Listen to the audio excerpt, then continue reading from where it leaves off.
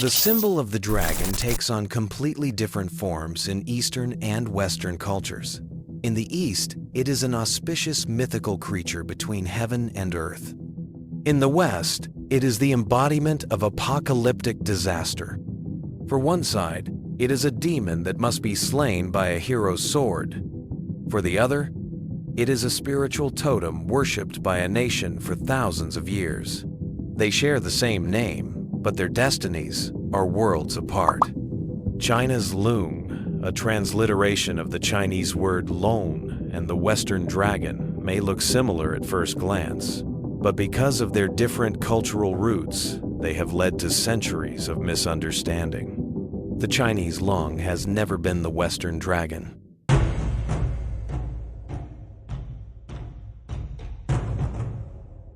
Behind this lie profound differences in belief, history, and cultural identity.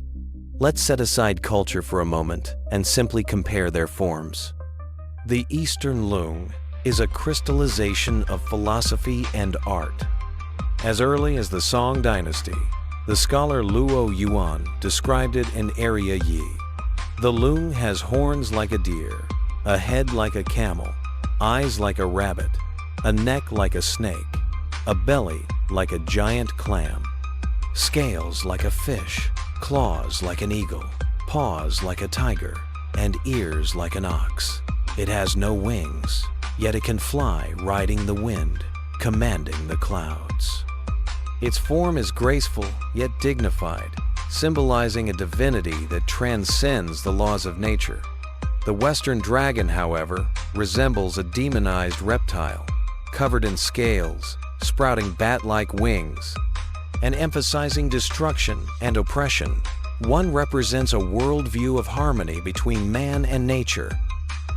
The other tells stories of heroes conquering nature. From their very shapes, they are already two entirely different beings.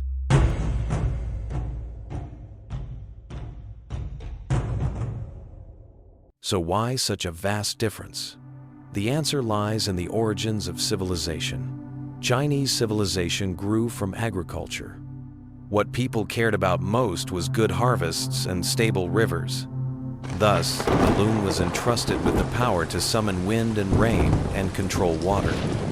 In myths, the dragon kings of the four seas each had their duties not bringing disaster, but ensuring rainfall and abundance.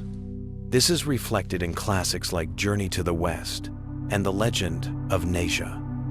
The Loong's image arose from the fusion of ancient tribal totems, becoming a symbol of nature worship and collective consciousness.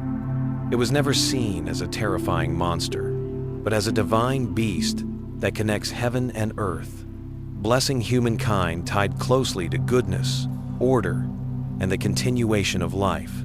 In China, the Loong is everywhere. Emperors, dragon kings, dragon dances, dragon boats, even the phrase, descendants of the Loong. These terms are familiar to every Chinese person. The Loong is deeply embedded in culture, symbolizing imperial power, good fortune, and national identity. From the New Year dragon dances to the dragon boat festival races, its image runs through Chinese festivals and everyday life, standing for unity, strength, and cultural inheritance. It is also the only mythical creature in the Chinese zodiac. Children born in the year of the Loong carry the hope of becoming dragons, a metaphor for parents' wish that their children will achieve greatness, courage, and wisdom. Whether in family names or traditions, the Loong manifests itself as a symbol of cultural confidence and pride. For the Chinese, the Loong is not just a mythical figure, but a shared cultural emblem, while in the eyes of the West, it remains part of the mystery of the East.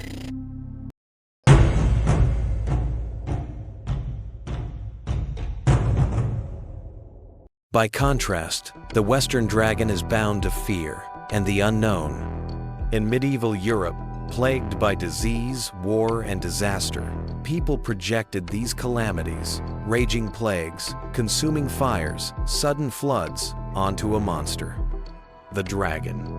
With the spread of Christianity, the dragon became the incarnation of Satan, the evil defeated by saints and heroes like Saint George. In the West, the dragon came to symbolize chaos, greed, and conquest.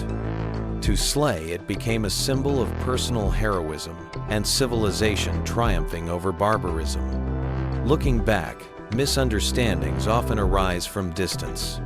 Today, understanding begins with communication. The Chinese Loong and the Western dragon reflect two civilizational choices when facing the unknown.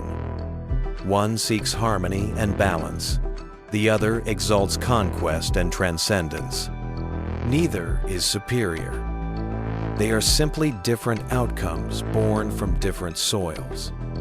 As globalization and the internet bring cultures closer together, the images of the Eastern Loong and Western dragon have begun to blend. In modern films and television shows, you can now see both kinds of dragons. This reminds us that cultural boundaries are not unbreakable. They are flexible, evolving. What else would you like to know about China?